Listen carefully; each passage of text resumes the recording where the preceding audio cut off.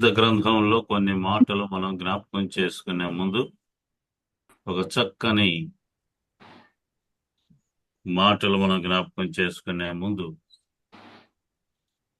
ఒక చిన్న ప్రార్థన చేసుకుందాం.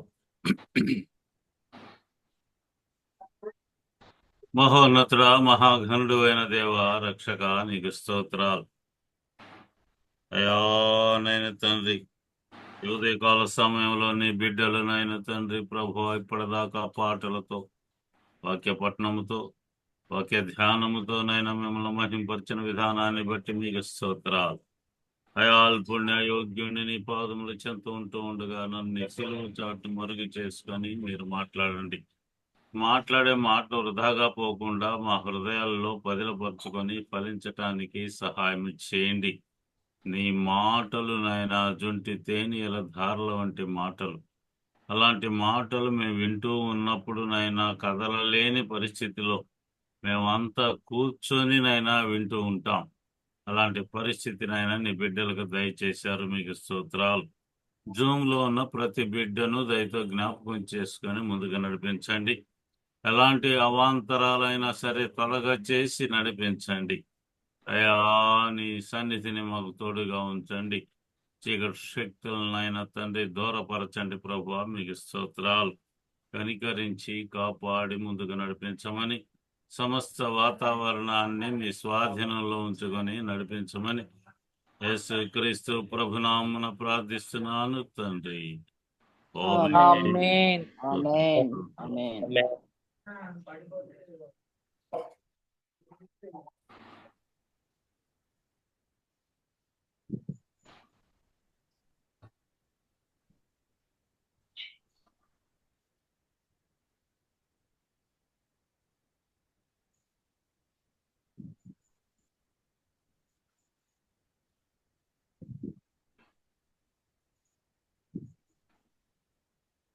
దేవుడు మనకు ఇచ్చేవి ఏమేమి ఇస్తాడు? మహోన్నతుడైనటువంటి మన దేవుడు మానవులకు, అంటే విశ్వాసులైనటువంటి మనకి, ఇంకా తను సృష్టించినటువంటి సమస్త మానవులకి కూడా ఇవ్వాలి అనుకున్నటువంటి దేవుడు. ఆయన స్వభావం ఏంటయ్యా అంటే ఎప్పుడు ఇచ్చేటువంటి దేవుడు, మన పరిస్థితులన్నీ చూచేటువంటి దేవుడు, మనల్ని గురించి ఆలోచన చేసేటువంటి దేవుడు మన దేవుడు. అలాంటి దేవుడు మనకి ఏమేమి ఇవ్వాలి అనుకుంటున్నాడు, అసలు విశ్వాసులకి ఏమి ఇచ్చాడు అనేది తెలుసుకుంటే మనకు కూడా ఆయన ఇవ్వటానికి సమర్థుడు అనేది మనకి తెలుస్తూ ఉంది. ఇందులో ఆయన అంటున్నాడు, ఇస్తాను కానీ అడగండి అనే పదం వాడుతా ఉన్నాడు. అడగండి అంటే అడగొద్దు అనేది పరిశుద్ధ గ్రంథంలో ఎక్కడా లేదు. ఇప్పుడు ఏందయ్యా అంటే మనం అడగాలి. అడిగేది ఎలా ఉండాలి అంటే దేవునికి ఇష్టానుసారంగా అడగాలి. అలా కాకుండా అడిగేవాళ్ళు కూడా చాలా మంది ఉన్నారు అని పరిశుద్ధ గ్రంథంలో తెలియజేయబడతా ఉంది. కాబట్టి మనం కొన్ని మాటలు మనం చూద్దాం. దేవుడు మనకి ఇవ్వాలి అనుకుంటున్నటువంటి అనేక సందర్భాలు మనం చూస్తూ ఉంటాం. మనకి ఇస్తానే ఉంటాడు ఆయన. ఆయన మొట్టమొదటిగా ఏందయ్యా అంటే మనం ఏది చూస్తామో అది ఇస్తాడు అనేది మనకు తెలుస్తూ ఉంది. చూచాము అంటే మనకు అది తీసుకోవాలి, మనకు స్వాధీనపడాలి అనే ఆశ, ఆలోచన కలుగుతూ ఉంటుంది. ఇందులో ఇద్దరు వ్యక్తుల్ని మనం జ్ఞాపకం చేసుకోవచ్చు. ఆ ఇద్దరు వ్యక్తులు ఎవరో చూద్దాం. ఆదికాండము 13వ అధ్యాయము 14 నుండి 18 వచనాల వరకు మనం చదువుకుంటూ పోతే అందులో ఒక చక్కని మాట కనిపిస్తూ ఉంది. అందులో అబ్రహాముతో మాట్లాడుతున్నటువంటి దేవుడు కనిపిస్తూ ఉంటాడు. చదవండి. ఆదికాండము. లోతు అబ్రామును విడిచిపోయిన తరువాత యెహోవా, ఇదిగో నీ కన్నులెత్తి నీవు ఉన్న చోట నుండి ఉత్తరపు తట్టు, దక్షిణపు తట్టు, తూర్పు తట్టు, పడమర తట్టును చూడుము. ఎందుకనగా నీవు చూచుచున్న ఈ దేశం అంతటిని నీకును నీ సంతానమునకును సదాకాలము ఇచ్చేదను. చదవనా సరే? మరియు నీ సంతానమునకు భూమి మీద నుండి రేణువుల వలె విస్తరింప చేసేదను. ఎట్లనగా ఒకడు భూమి మీద నుండి రేణువులను లెక్కింపగలిగిన ఎడల నీ సంతానమును కూడా లెక్కింపవచ్చును. నీవు లేచి ఈ దేశము యొక్క పొడుగును వెడల్పున దానిలో సంచరించుము, అది నీకిచ్చిదనని అబ్రాముతో చెప్పెను. అప్పుడు అబ్రాము తన గుడారము తీసి హెబ్రోనులోని మమ్రే దగ్గరనున్న సింధూర వృక్ష వనములోకి దిగి అక్కడ యెహోవాకు బలిపీఠమును కట్టెను. ఆమేన్. దేవునికి స్తోత్రం. హల్లెలూయా. హల్లెలూయా. అబ్రహాంతో అంటున్నటువంటి మాట ఏంటో మొట్టమొదటిగా ఇందులో రాయబడతా ఉంది. ఏంటయ్యా అంటే, ఇదిగో నీ కన్నులెత్తి నీ ఉన్న చోటు నుండి ఉత్తరము, దక్షిణము, తూర్పు, తూర్పు, పడమర పడమర వీటన్నిటిని ఒక్కసారి చూడు.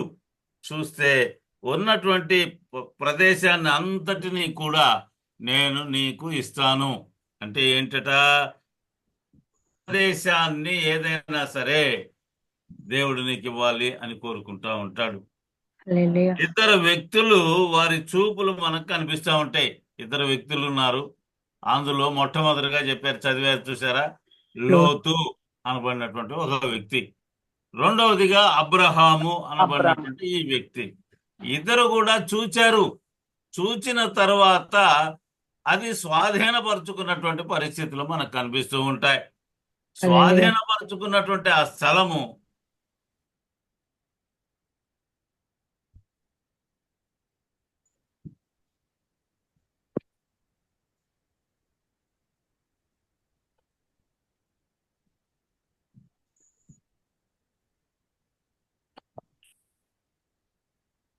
అని రాస్తున్నాడు.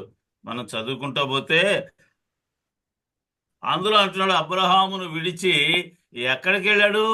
వెళ్ళినటువంటి ప్రదేశము మనం చూస్తూ ఉంటాం. ఎక్కడ ఆయన? సొదొమ, గొమొర్రా అనే రెండు పట్టణాలు. ఒక్కో పట్టణానికి ఒక రాజు ఉన్నాడు. సొదొమకి ఒక రాజు ఉన్నాడు, గొమొర్రాకి ఇంకొక రాజు ఉన్నాడు. ఇద్దరు రాజులు కూడా సమ్మతించి ఈ లోతుని ఆహ్వానించినట్లుగా మనకు కనిపిస్తూ ఉంది.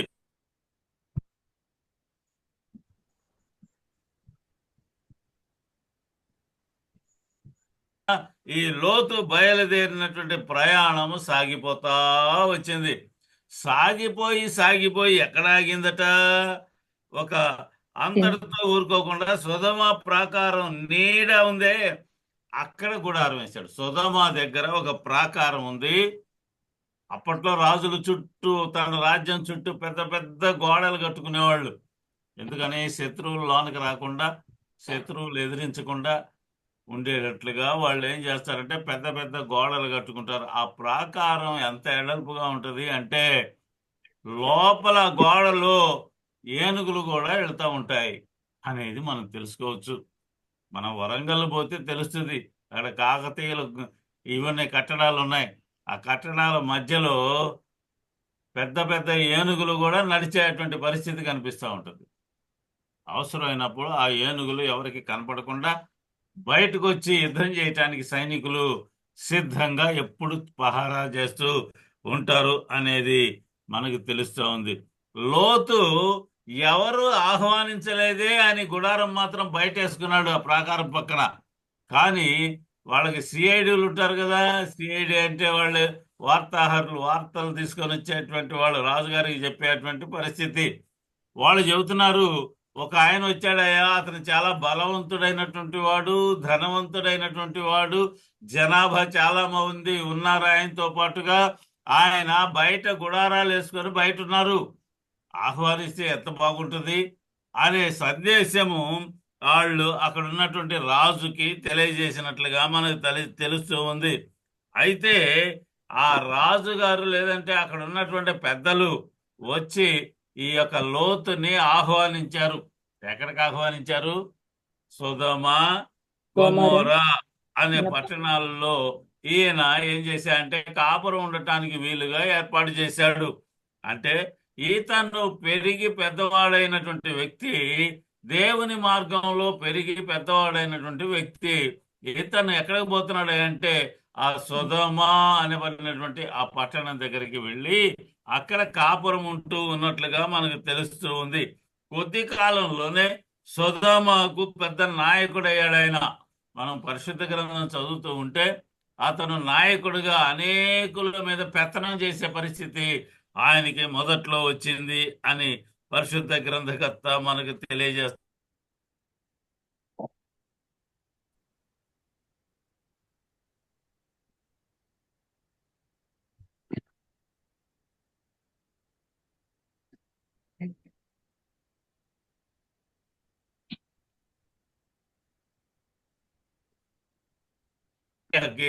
అతన్ని లాక్కుపోయినట్లుగా కనిపిస్తూ ఉంది.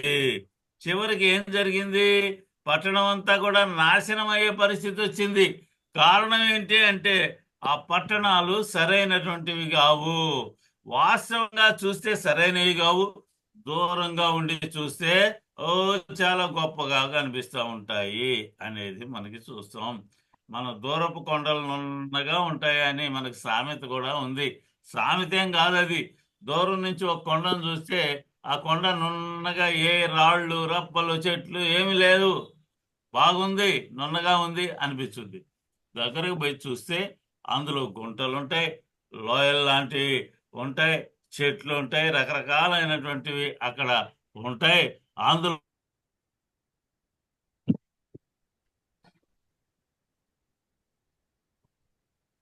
బ్రేక్ వస్తుంది సార్, వినపట్లేదండి మాకు.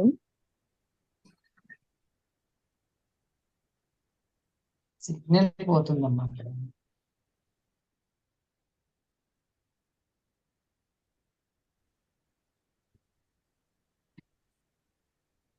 హలో పాడండమ్మా. మొదట్లో సిగ్నల్ సుధామాను చూసినప్పుడు అది అతనికి ఎలా కనిపించిందో తెలుసా?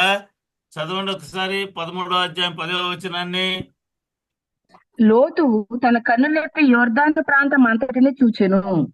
యెహోవా సొదొమ గొమొర్రా అనే పట్టణములను నాశనం చేయక మునుపు సోయారుకు వచ్చు వరకు అదంతయు యెహోవా తోట వలనే ఐగుప్తు దేశము వలెను నీళ్లు పారు దేశమై ఉండెను.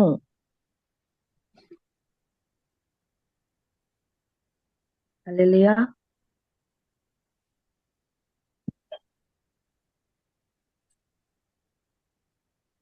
యెహోవా దేవునికి స్తోత్రం. వినిపించినట్లేదు.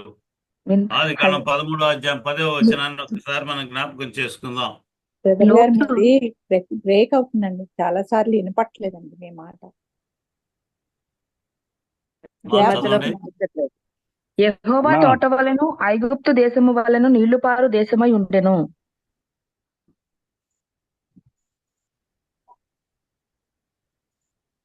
హల్లెలూయా. హల్లెలూయా.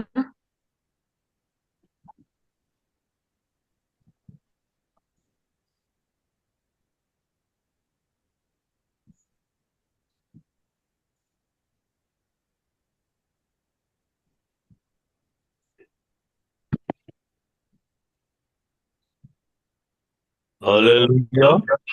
హల్లెలూయా. దేవునికి స్తోత్రం. హల్లెలూయా. ఆది కాండం 13వ అధ్యాయం 10వ వచనాన్ని మనం జ్ఞాపకం చేసుకుంటే అందులో లోతు రాయబడినటువంటి మంచి మాట కనిపిస్తా ఉంది. చదవమ్మా.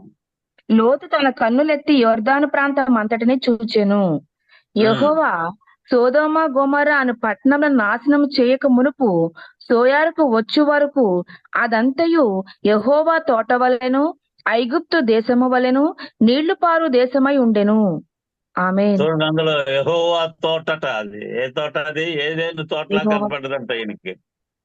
ఏదేను లాగా కనిపించిందట. ఏంటిదది? ఏ ఊరు? సొదొమ సొదొమ గొమొర్రా మరియు గొమొర్రా అనబడినటువంటి ఈ పట్టణాలు లోతుకి దూరంగా ఉండి చూస్తే ఏదోను వనంలాగా కనిపించిందట. అక్కడ అన్ని వృక్షాలు నాటబడనటువంటి, అంటే ఈయన నాట్ల, వేరే వాళ్ళు నాటారు. తవ్వబడని, ఏం చేత తవ్వబడకుండా ఉన్నటువంటి బావులు, మంచినీళ్లు, ఆ విధంగా ఉన్నటువంటి ఆ యొక్క ప్రదేశాన్ని చూచి ఇది ఏదేను తోటలాగా ఉంది. అంతేకాదు ఇంకొక చాట కూడా, ఇంకొక మాట కూడా అంటున్నాడు, ఐగుప్తులాగా కనిపిస్తా ఉంది అనుకున్నాడు. ఐగుప్తు ఎలా ఉందో తెలుసా? అప్పట్లో బ్రహ్మాండమైనటువంటి ప్రదేశము. దాని రాజు చాలా గొప్పవాడైనటువంటి రాజు, ఫరో అనబడినటువంటి రాజు మనకు కనిపిస్తా ఉంటాడు పరిశుద్ధ గ్రంథాన్ని చదివితే. అలాంటి గొప్ప పట్టణం లాగా నాకు కనిపిస్తా ఉంది. కాబట్టి నేను ఇందులో ఉండటం ఎంతో శ్రేష్టము అనిపించింది. కానీ సాతాను చూపించినటువంటి ఆ కళ్ళకు కనిపించినటువంటి ఆ పట్టణము, అపవాది చూపించినటువంటి ఆ చూపు ఇతన్ని చివరికి మరణానికి లాక్కపోయింది అనేది మనకు కనిపిస్తా ఉంది. అది ఏదేను తోట కాదు, సాతాను అలా చూపించాడు అంతే. హల్లెలూయా. మొట్టమొదట్లో మనం చూస్తే ఇలాగే సాతాను ఏం చేశాడు, మొట్టమొదట్లో చూపించాడు ఒకరికి. ఆ చూపు ఏమైపోయింది అంటే పాపము వెంటబడి వచ్చినట్లుగా మనకు కనిపిస్తా ఉంది. పాపము వెంటబడి వచ్చేసింది. అవగారికి చూపించాడు అపవాది. ఏం చూపించాడు? ఇదిగో తోటలో ఉన్నటువంటి ఒక చెట్టు ఉందే, ఆ చెట్టును చూపించాడు. అప్పటిదాకా ఆ చెట్టు చూలే పోలా వాళ్ళు. ఆ చెట్టు చూడను కూడా చూడలే. ఎందుకని? చూస్తే ఆశ కలుగుద్ది అనే విషయము అందులో కనిపిస్తా ఉంది. సహోదరుడా, సహోదరి, సూచినటువంటి విషయము సరిగా ఉందా లేదా మానవులు గమనించి తీరాల్సిందే. దాని ఫలాన్ని మనం పొందాలి రేపు. దేని ఫలాన్ని? చూపు యొక్క ఫలాన్ని మనం పొంది తీరాలి. అది మాట్లాడుతున్నటువంటి విషయం. నువ్వు చూస్తున్నావు, ఆ చూపులో నీకు మంచి ఉందా చెడు ఉందా అనేది తెలుసుకొని దాని నుండి పక్కకు రావటమో, ఆ చూపులో నుండి ముందుకు పోవటమో మనం తెలుసుకోవాలి. లోతు గారు చూచి అని రాస్తున్నాడు. సొదొమ కళ్ళు చూశాడు, గొమొరా అనే పట్టణం కళ్ళు చూశాడు. చూసి ఊరుకోకుండా అందులో జొరబడ్డాడు. అది చూపించింది ఎవరు? అపవాది చూపించాడు. ఎలా చూపించాడు? ఇది ఏదేను మామూలుగా లేదు. ఇది చూస్తే ఎంత గొప్ప పట్టణము, మంచిగా ఉంటది నువ్వు అందులో ఉంటే అన్నాడు. మంచిగా ఉండిందా? లేదు. భయంకరమైనటువంటి ప్రదేశం అది. కానీ చూపులకు రమ్యమైనదిగా కనిపించింది. ఏదైనా విషయంలో మన చూపు సక్రమంగా లేకపోతే దానికి పతనమే మన దగ్గరకు వచ్చి తీరుద్ది అనేది ఇందులో మనం తెలుసుకోవాల్సిన విషయం. చూచాము అంటే అది సక్రంగా ఉందా లేదా, మనకు అనుకూలంగా ఉందా లేదా, దేవునికి అనుకూలంగా ఉందా లేదా అనేది మనం గమనించి తీరాల్సిందే అనేది మనం అందరము తెలుసుకొని తీరాలి. ఇందులో లోతు ఏం చేశాడు అనేది మనం తెలుసుకున్నాం. కాబట్టి తర్వాత అబ్రహాము యొక్క రెండవ చూపును మనం చూద్దాం. దేవుడు అబ్రహాంతో ఏమన్నాడు చూశారు కదా? తూర్పు పక్క చూడు, పడమట పక్కన చూడు, ఉత్తరం పక్క చూడు, దక్షిణం పక్క చూడు, 4 దిక్కుల చూడు. చూచిన తర్వాత నీవు ఆలోచన చేయి ఎటు పోవాలి అనేది. ఎందుకనంటే అక్కడ డేరాలు వేసుకొని కూర్చున్నారు. వాళ్ళకున్న సంపద యావత్తు కూడా ఒక పెద్ద పట్టణం లాగా ఉంటుంది వాళ్ళ సంపద. అంత సంపద కలిగి ఎక్కడికి పోవాలి మేము అనే ఆలోచనలో ఉండగా దేవుడు మరలా చూపించి, ఇదిగో చూడు, మళ్ళీ నువ్వు తూర్పు పడమర ఉత్తర దక్షిణాలు చూసావు కదా, అవే కాదు నువ్వు చూడాల్సింది ఇంకొక విషయం కూడా మీకు కనిపిస్తా ఉంది.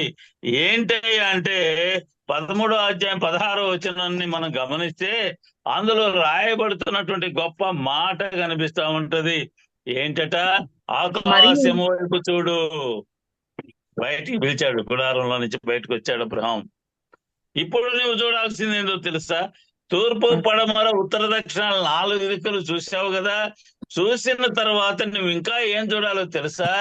ఆకాశమును చూడు. అంతేకాదు, భూమిని చూడు. ఆకాశాన్ని చూడు, భూమిని చూడు. ఆకాశంలో నక్షత్రాలు కనిపిస్తా ఉంటాయి, భూమి మీద ఇసుక కనిపిస్తా ఉంది. ఈ 2 విషయాలు కూడా మనం పరిశీలన చేస్తే దేవుడు ప్రశ్నించాడు. దేవుడు ప్రశ్నిస్తే ఈ మానవుడు అంటున్నాడు, ఈ లెక్క పెట్టగలవా చెప్పు అని దేవుడు అడుగుతున్నాడు.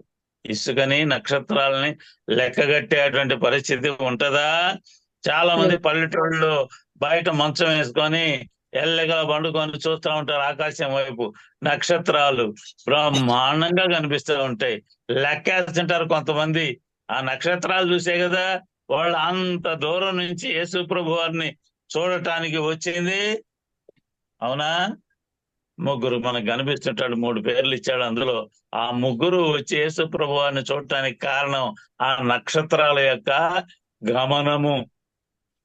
అలాగే చూడు, నువ్వు నక్షత్రాలని నువ్వు వేయగలిగి ఉంటే లెక్కేయి. భూమిని చూడు, అందులో ఇసుక రేణువులు కనిపిస్తూ ఉంటాయే, వాటిని కూడా నువ్వు చూడు. లెక్క పెట్టగలవా నువ్వు అంటే ఈయన ఏమంటున్నాడు తెలుసా? ప్రభువా, నేను లెక్కించలేనని అబ్రహాము సమాధానం చెబుతా ఉన్నాడు. అదే మనమైతేనా? కొంత టైం లెక్కేసి చెబుతాను. ప్రభువుతో వాస్తవాన్ని చెప్పే పరిస్థితి ఉండాలి మానవునికి. అయ్యా, నా హృదయంలో ఈ విధంగా ఉంది అని నువ్వు దేవుని దగ్గర చెప్పాలి. చెబితే ఆయన మన దారిలోకి మనల్ని సక్రంగా నడిపిస్తాడు అనేది మనం తెలుసుకోవాలి. నేను లెక్కించలేనయ్యా అని అబ్రహాం అన్నప్పుడు, అలా నీ కుటుంబాన్ని నేను ఆశీర్వదిస్తాను అని దేవుడు చెబుతూ ఉన్నాడు. దేవుడు ఏం చేస్తాడు? అదిగో ఆకాశంలో ఉన్న నక్షత్రాలు ఏ విధంగా విస్తరించినాయో, భూమి మీద ఇసుక ఏ విధంగా లెక్కలేనంత ఉన్నదో, ఆ విధంగా నీ కుటుంబాన్ని నేను ఏం చేస్తాను? విస్తరింపచేస్తాను. ఇసుక, నక్షత్రాలు ఇవేంటయా అని చాలా సార్లు మనం ప్రశ్నలు ఎదుర్కొంటూ ఉంటాం. ఇందులో ఏంటంటే 2 పారమార్థికమైనటువంటి సత్యాలు కనిపిస్తూ ఉంటాయి. నక్షత్రాలేమో దేవుని యొక్క పరలోకం యొక్క దీవెనలు. ఎందుకంటే పైనుండి వచ్చేవన్నీ కూడా దేవుని యొక్క దీవెనలుగా మనం లెక్కేసుకుంటే, ఈ దీవెనలు ఎవరికి సంక్రమించినాయి? ఇస్సాకు అనే వాగ్దాన పుత్రుడికి మాత్రమే సంక్రమించినట్లుగా కనిపిస్తా ఉన్నాయి. ఇసుక భూమి మీద ఉన్నటువంటి దీవెనలు అని మనం తెలుసుకోవాలి. ఇవి ఇస్మాయేలుకి సంభవించినాయి. ఇవన్నీ కూడా సంక్రమించింది ఎవరికి? భూమి మీద దీవెనలన్నీ కూడా ఇస్సాకు, ఆకాశంలో ఉన్నాయేమో ఇస్సాకుకి, భూమి మీద ఉన్నాయన్నీ కూడా ఇస్మాయేలుకి సంక్రమించినాయి. ఒక కుమారుడేమో భూ సంబంధి, మరో కుమారుడేమో పరలోక సంబంధి. ఇవి ఆ సంబంధం యొక్క ఆశీర్వాదాలు ఇద్దరు పొందారు.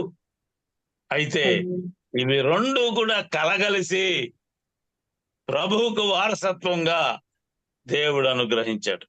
మార్కు సువార్త 10వ అధ్యాయంలో 30-31 వచనాలు మనం చదువుకుంటూ పోతే, భూమి మీద మీకు శ్రమలు వస్తాయి, ఆ శ్రమలు పొందితే ఆకాశము నుండి దేవుడు నీకు ఒక గొప్పదైనటువంటి దీవెనిస్తాడు. ఏందయ్యా అంటే, నీవు అక్కడ చేరతావు. దేవుని దగ్గరికి చేరేటువంటి విషయాన్ని అక్కడ గుర్తు చేస్తున్నాడు. అంతేకాదట, నీవు శ్రమ పడితే దేవుని మూలంగా భూమి మీద కూడా నీవు ఆశీర్వదించబడతావు అని రాస్తా ఉన్నాడు. చదువమ్మా, మార్కు సువార్త 10వ అధ్యాయం 30వ వచనము 31వ వచనం చదవండి.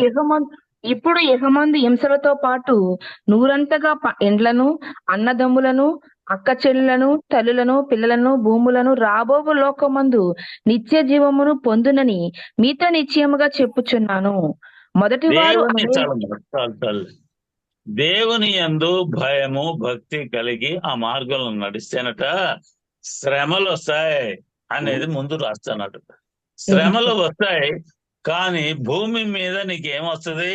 అక్క చెల్లెళ్ళు, అన్నదమ్ములు, ఇళ్ళు, వాకిళ్ళు, భూములు, రకరకాలైనటువంటి ఆశీర్వాదాలని నేను నీకు ఇస్తాను.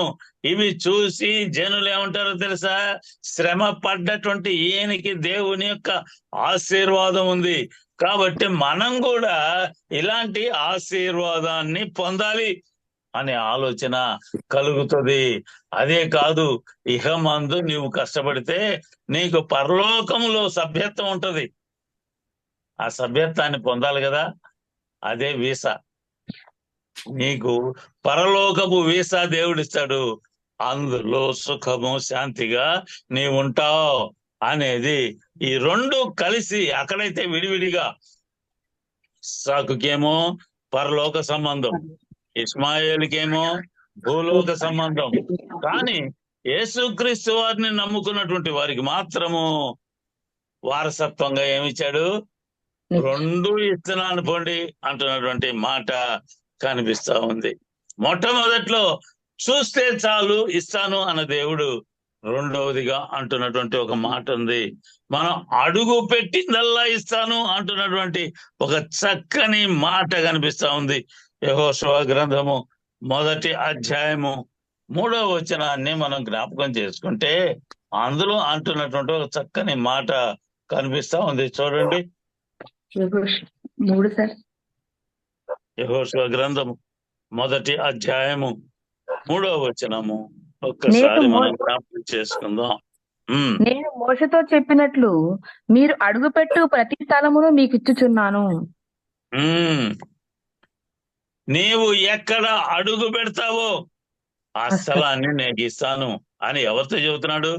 యెహోషువతో చెప్పాడు. అంటే అక్కడ ఉన్న ఇజ్రాయేల్ జనాంగానికి అందరికీ చెప్పినట్లే వాళ్ళకే కాదు, దేవుణ్ణి నమ్ముకున్న విశ్వాసులకు అందరికీ కూడా చెప్పేది ఏందయ్యా అంటే, నీవు అడుగుబెట్టు స్థలాన్ని నేను మీకు ఇస్తాను.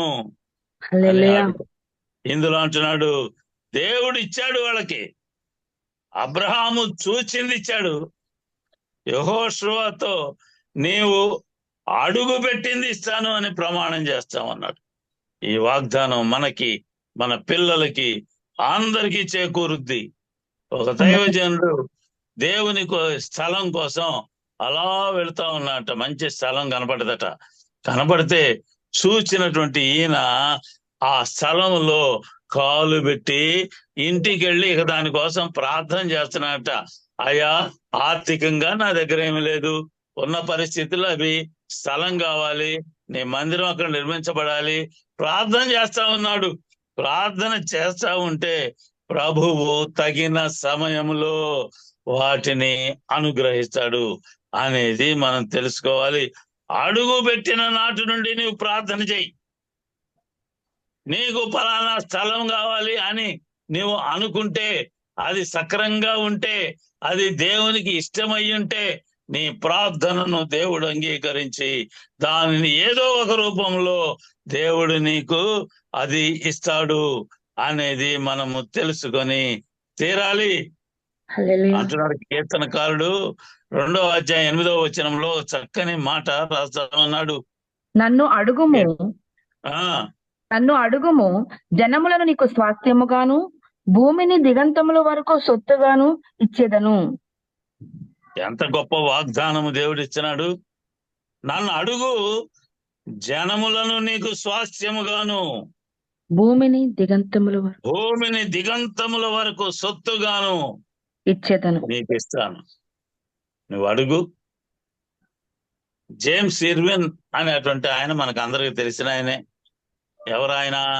వ్యోమగామి అంటారు ఆయన్ని. అంటే చంద్రమండలానికి వెళ్ళినటువంటి వాళ్ళలో ఆయన కూడా ఒక ఆయన. దాని మీద పాదం మోపాడు. మోపి ఏం చేశాడో తెలుసా? దేవుడి మీద నమ్మకం ఉన్నటువంటి ఆయన కనుక ఆ చంద్రమండలం మీద కాలు మోపి ఈ ప్రదేశాన్ని మాకు అనుగ్రహించయ్యా అని ప్రార్థన చేశాయంట. అని దానికి వాగ్దానం చేపించుకున్నటువంటి ఆ వ్యక్తి గుర్తుగా ఒక సాక్ష్యాన్ని అక్కడ నిలిపొచ్చాడు. ఏంటది? ఆయన జెండా పోతాడు, వాళ్ళ దేశపు జెండా. ఇదిగో మా జెండా పెడుతున్నాను, ఇది వాగ్దానం, నువ్వు చేసిన వాగ్దానానికి సూచికగా ఈ జెండా పోతున్నాను. ఇది మా దేశానికి వీలుగా, జనాభా ఇక్కడ ఉండటానికి వీలుగా ఏర్పాట్లు చేయయ్యా అని వచ్చినట్లుగా మనకి తెలుస్తూ ఉంది. అతని గురించి రాస్తూ ఉన్నప్పుడు ఆయన చెప్పినటువంటి మాటలు ఇవే. ఏంటి? చంద్రమండలం మీద అడుగు పెట్టాను, ఈ అడుగు పెట్టింది ఏదైనా సరే ఇస్తాను అని వాగ్దానం చేశావు. యెహోషువకు వాగ్దానం చేస్తే అది మాకు కూడా వాగ్దానమే అనేది ముందు తెలుసుకొని తీరాలి అనేది మనము తెలుసుకోవాలి. మూడవది ఏందయ్యా అంటే, మనం అడిగింది ఇస్తాను అని వాగ్దానం చేశాడు. మొట్టమొదటిది ఏంది? అడుగు అబ్రహాము చూచిన దాన్ని ఇస్తాను అన్నాడు. రెండవది అడుగు పెడితే ఇస్తాను అన్నాడు. మూడవది మనం అడిగింది ఇస్తాను. దేవుడు ఎంత గొప్పవాడు. అడగండి నేను ఇస్తాను అని చెప్పినటువంటి దేవుడు. అడగండి మీకు ఇవ్వబడును, వెదకండి మీకు దొరుకుద్ది, తట్టండి మీకు తెరవబడుద్ది. అడిగే ప్రతి వానికి లభిస్తుంది, వెదికే వ్యక్తికి ప్రతి వానికి దొరుకుద్ది. మధ్యలో ఎవరిని కూడా ఆయన విడిచిపెట్టడు.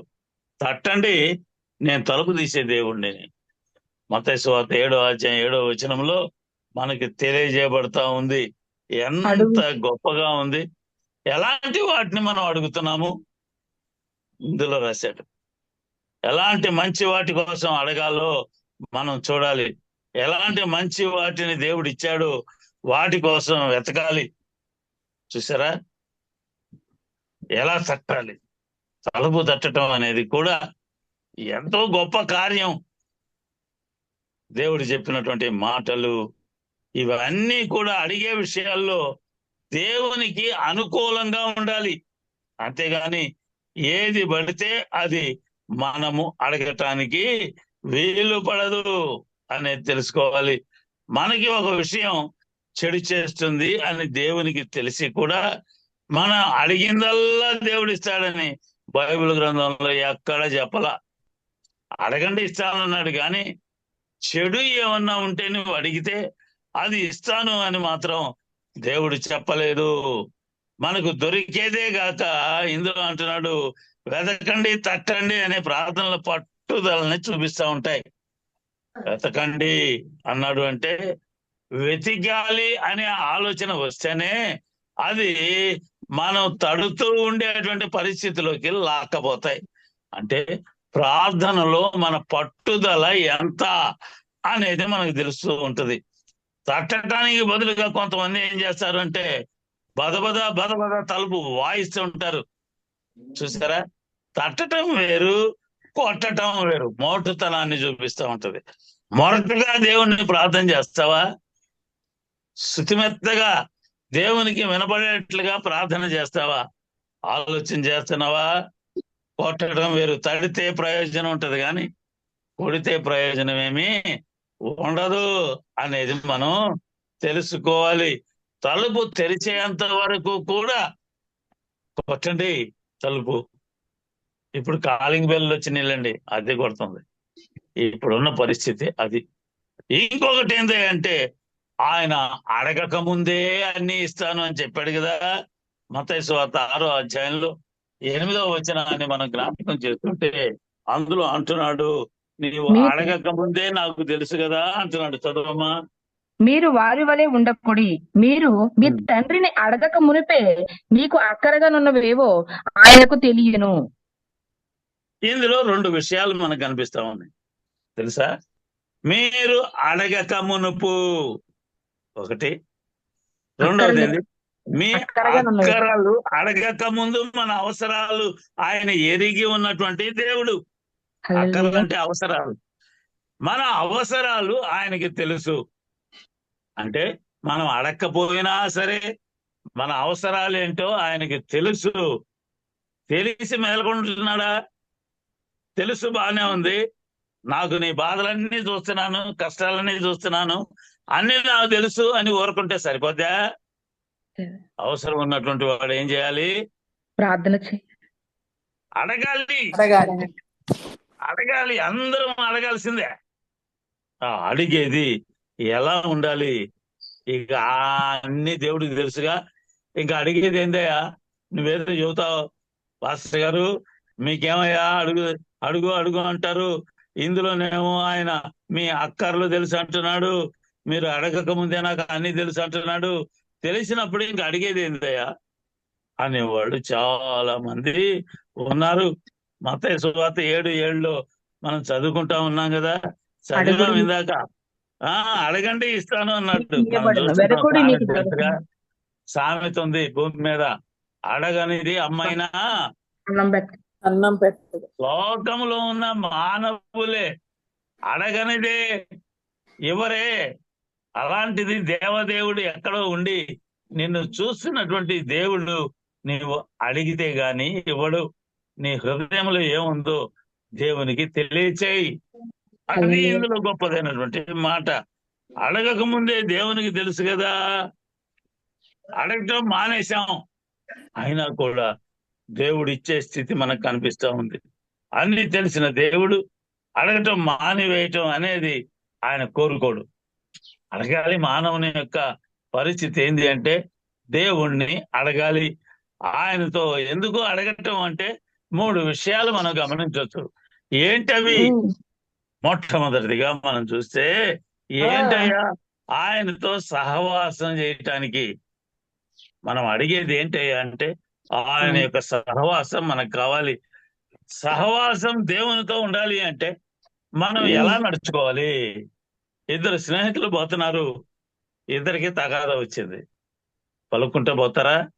అదే తగాదా లేకపోతే ఇద్దరు భుజాల మీద చేసుకొని హ్యాపీగా మాట్లాడుకుంటా పోతా ఉంటే చూసే వాళ్ళకు కూడా ఆహా ఎంత ఆనందంగా ఉంటది, వీళ్ళిద్దరు ఎంత స్నేహితులురా అనుకుంటారు. అదే ఇద్దరికి తగాదా వస్తే ఇద్దరు ఆ దారిని పోతా ఉంటే అప్పుడు చూసిన జనము ఏమనుకుంటారు? సహవాసంగా ఉన్నారు అనుకుంటారా? స్నేహంగా ఉన్నారు అనుకుంటాడా? ఇప్పుడు దాకా భుజాల మీద చేతులు వేసుకొని నడిచారా వీళ్ళు, ఇప్పుడు ఏందో వచ్చింది వీళ్ళకి అని అనుకుంటారు. కాబట్టి ఇద్దరు పెడముఖం ఎడముఖంగా ఉంటారు. అంటే ఒకడేమో అడు చూస్తాడు, ఒకడేమో ఇటు చూస్తాడు. వీడి భావాలు వాడికి అర్థమైన సమయంలో కూడా వాళ్ళు పట్టించుకునే పరిస్థితిలో ఉండరు. రెండవది ఏంది? ఆయనతో ఆనందించేటువంటి స్థితి కోసము మనము అడగాలి. ఆయనతో ఆనందం ఎప్పుడు వచ్చిందండి మనిషికి? సంతోషం ఎప్పుడు వచ్చింది? మందిరంలో కూర్చున్నాము, దేవుని మాటలు విన్నాము, సంతోషంగా ఉంది, బాగానే ఉంది, ఇంటికి పోతాం. ఇంట్లో సంతోషం ఎప్పుడు ఉంటుంది? కుటుంబం యావత్తు దేవుడిని నమ్ముకుంటే వస్తే వచ్చిన కష్టాలు దేవుడు తీసేస్తాడు అనే నమ్మకం ఉంటే, దేవుని మీద భారం వేసి నడుస్తూ ఉంటే అప్పుడు సంతోషంగా ఉంటుంది. దానికోసం మనం ప్రార్థన చేస్తా ఉండాలి, అడగాలి. అడగటం అంటే అదే ప్రార్థనే. మనం చాలాసార్లు చెప్పుకుందే ప్రార్థన మీద. సహోదరులు చాలా మంది చెబుతానే ఉన్నారు, జూమ్ లో కూడా చెప్పారు. అంటే ఆయనతో సహవాసం చేయటానికి ప్రార్థన చేయాలి, ఆయనతో ఆనందంగా ఉండటానికి ప్రార్థన చేయాలి. మూడవదిగా ఆయన చెప్పింది ఏంటయ్యా, మన అవసరాలు తీర్చబడటానికి కూడా ప్రార్థన చేయాలి. అక్కర్లు తీరుస్తాడు. అసలు విషయం ఏంటంటే అక్కర్లు తీరుస్తాడు, కానీ మన ఆశలు తీర్చమని మాత్రం అడగటానికి వీలు పడదు. ఆశలు వేరు, అక్కర్లు వేరు. ఆశలేంటి? చాలా ఉంటాయి. అక్కర్లేంటి? కూడు, గూడు, గుడ్డ, నీరు. అంటే అర్థమైంది కదా? తిండి, ఇల్లు, బట్టలు. అసలు విషయం ఏంటంటే నీళ్లు. ఇప్పుడు విజయవాడ చూశారుగా, నీళ్లు దొరకల. ఆహారం లేకపోయినా పడి ఉంటాడు, కానీ నీళ్లు లేకపోతే వాడు బ్రతకలేడు. ఆహారం లేకపోయినా 40 దినాలు ఉపవాసం చేసిన వాళ్ళు లేరు.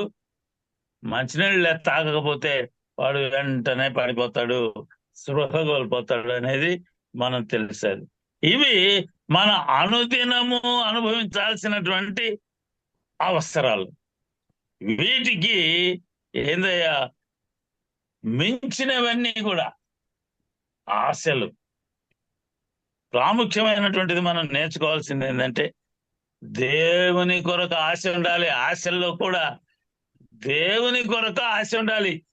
కీర్తనకారుడు అంటున్నాడు 107వ అధ్యాయంలో 9వ వచనాన్ని దావీదు గారు మాట్లాడుతా ఉన్నారు.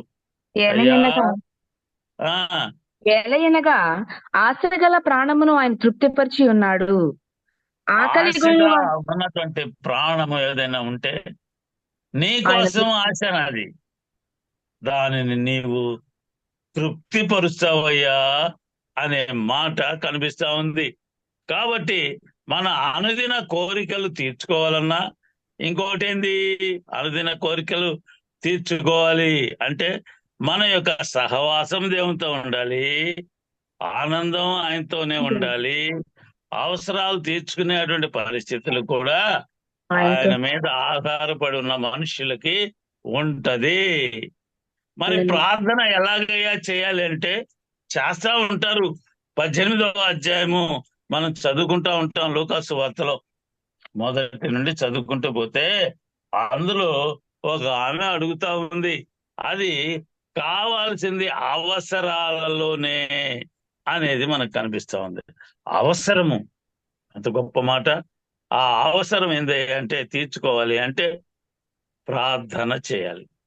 యేసుక్రీస్తు వారు చెబుతున్నారు, మీరు ఎడతెగక ప్రార్థన చేయాలి అని నేను కోరుకుంటున్నానయ్యా, ఎప్పుడూ ప్రార్థన చేయటానికి ముందుకు రండి అనే మాట అందులో చక్కగా రాయబడతా ఉంది.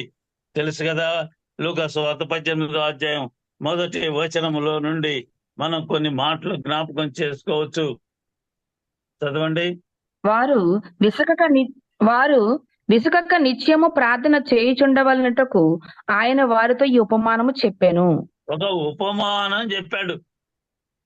మనం కూడా చెబుతుంటాం ఉపమానం అంటే ఏంది, కొన్ని విషయాలు క్రోడీకరించి దాన్ని మనుషులకు అర్థమయ్యేటట్టుగా తెలియజేయటం, అది ఉపమానం అంటే. అది జరిగినా జరగకపోయినా దాన్ని క్రోడీకరించి ఆ విషయాన్ని మనుషులకు అర్థం అవ్వాలి అనే భావనతో తెలియజేయటం. యేసుక్రీస్తు వారే ఆ విషయాన్ని జనాభాకి తెలియజేశాడు. వారు విసుక్కోకుండా ఉండాలి. విసుక్కోకుండా ఏం చేయాలట? నిత్యము ప్రార్థన చేయాలి. నిత్యము అంటే ఎల్లప్పుడూ ప్రార్థన చేస్తా ఉండాలి. ఎల్లప్పుడూ ప్రార్థన. అయ్యా నువ్వు ఇదిగోనయ్యా, పోతుంటే తాకిడి తగిలింది, కాలుకి దెబ్బ తగిలిందయ్యా, నీకు స్తోత్రం, రక్తం కారుతుందయ్యా, కాబట్టి దాన్ని బాగు చేయ్యా. ఎప్పుడు దారిని పోయేటప్పుడు, కూర్చునేటప్పుడు, లేచేటప్పుడు, ఇంట్లోకి వచ్చేటప్పుడు, పండుకునేటప్పుడు, తిరిగి లేచేటప్పుడు, అనుదినము అనుక్షణము దేవుణ్ణి ప్రార్థన చెయ్యి. దేవుడు కోరుకుంటుంది అదే. చూసారా, మనము ఆశగల ప్రాణమును దేవుడు తృప్తి పరుస్తాడు. తృప్తి అనేది మానవునికి ఎక్కడొచ్చింది? డబ్బు సంపాదనలో వస్తుందా? ఆస్తులు సంపాదించడంలో తృప్తి ఉందా? సంపాదించే కొన్ని ఇంకా సంపాదించాలి అనుకుంటాడు, అందులో తృప్తి ఉండనే ఉండదు. ఒకే ఒక విషయంలో తృప్తి కలుగుద్ది. ఏంటి అది అంటే తిండి విషయంలోనే. చివరికి అంటాడు చాలు అనే పదము అక్కడి నుంచే వస్తుంది. ఆ చాలు అనే పదం కనుక పక్కన పెడితే అన్ని లోకంలో ఉన్నాయి అన్ని కూడా మానవునికి అవసరాలలాగానే కనిపిస్తూ ఉంటాయి. ఒక అవసరాన్ని తీర్చినటువంటి దేవుడు ఇది నాకు అవసరమే అని మానవుడు చెబుతూ ఉంటాడు. కొన్ని విషయాలు మనం జ్ఞాపకం చేసుకుంటూ ఉంటే అందులో యాకోబు పత్రికలో 4వ అధ్యాయంలో 2-3 వచనాలు మనకు కనిపిస్తూ ఉన్నాయి. అడగమన్నాడు కదా దేవుడు, ఇదిగో అడుగుతున్నా అని అంటాడు. అడిగితే ఎవరి కోసం అడుగుతున్నావు, ఎందుకోసం అడుగుతున్నావు, అసలు అది మంచిదేనా కాదా అనేది ఆలోచన చేసి అడుగు అని ఈ యాకోబు గారు చాలా చక్కగా రాస్తా ఉన్నారు. చదువుమా. మీరు ఆశించుచున్నారు కానీ మీకు దొరుకుటలేదు, నరహత్య చేయుదురు, మత్సర పడుదురు గాని సంపాదించుకొనలేరు, పోట్లాడుదురు, యుద్ధము చేయుదురు గాని దేవుని అడుగునందున మీకేమీ దొరకదు. మీరు అడిగినను మీ భోగముల నిమిత్తము వినియోగించుటకై దురుద్దేశముతో అడుగుదురు గనుక మీకేమీ దొరుకుటలేదు. చాలా మంది నేను అడుగుతున్నా రోజు దాని గురించి అడుగుతున్నా, కానీ నా ప్రవర్తనలో మార్పు రాలేదు. ఒకటి, నా ఆశలలో మార్పు లేదు. ఇంకొకటి, ఆశలలో మార్పు లేదు, దుర్బుద్ధితో అడుగుతున్నావు నువ్వు. ఇదిగో పక్కనోడికి బిల్డింగ్ ఇచ్చావు, నాకెందుకు ఇవ్వు? అసూయ, భోగములు.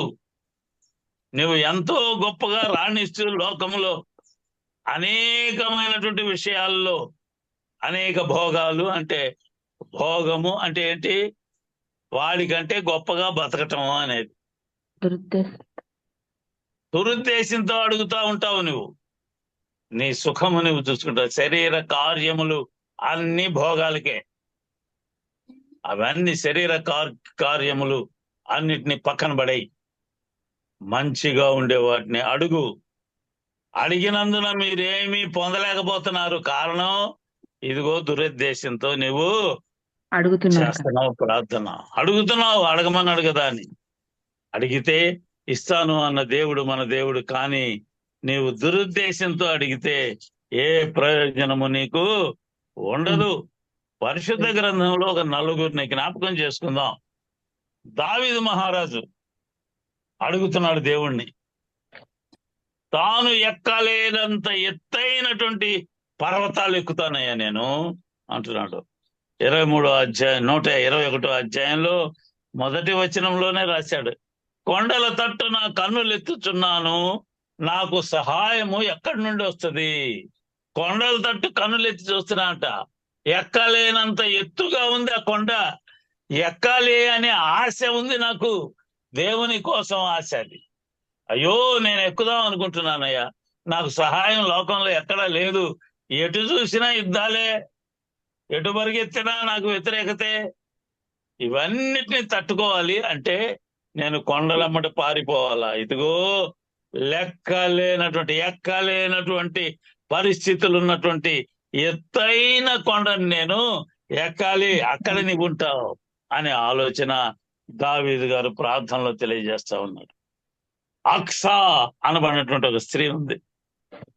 ఆ స్త్రీ ప్రార్థన చేస్తుంది, అడుగుతుంది ఒక ఆయన్ని, యాకోబుని కాలేబుని వీళ్ళని అడుగుతా ఉంది. యెహోషువ గ్రంథం 15వ అధ్యాయంలోను 16 నుండి 19 వరకు సమయం లేదు, మీరు చదవక్కర్లేదు.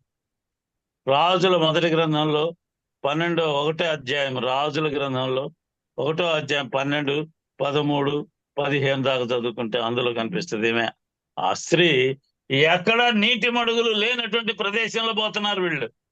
అయ్యా ఇదిగో మాకు నీటి మడుగులు కావాలి, నీళ్లు కావాలి మాకు అడుగుతా ఉంది. ఈ అడగటము స్వార్థపూరితమైనది కాదు. వాళ్ళతో పాటు వస్తున్నటువంటి జనాభా ఉన్నారు, వారికి కూడా అక్కర తీరాలి. అది మనం ఇంకొక ఆయన చూస్తాం, కాలేబు. అప్పటి రోజుల్లో ఉన్నటువంటి వాళ్ళే వీళ్ళందరూ కూడా. ఆయన పర్వత ప్రదేశం కావాలి అని కోరుకుంటున్నాడు. హెబ్రోను అది లోయ. లోయలో నుంచి పైకి చూస్తే లోయలు కొండలు ఇలా ఉంటాయి, కిందకి పైకి కిందకి పైకి. అయ్యా నాకు హెబ్రోను అనే ప్రదేశాన్ని నాకు వారసత్వంగా ఇయ్యి అని ప్రార్థన చేశాడు. నీ ప్రార్థన ఎలా ఉందో చూసుకున్నావు. అసలు ఎలీషా గారిని చూడొచ్చు మనం.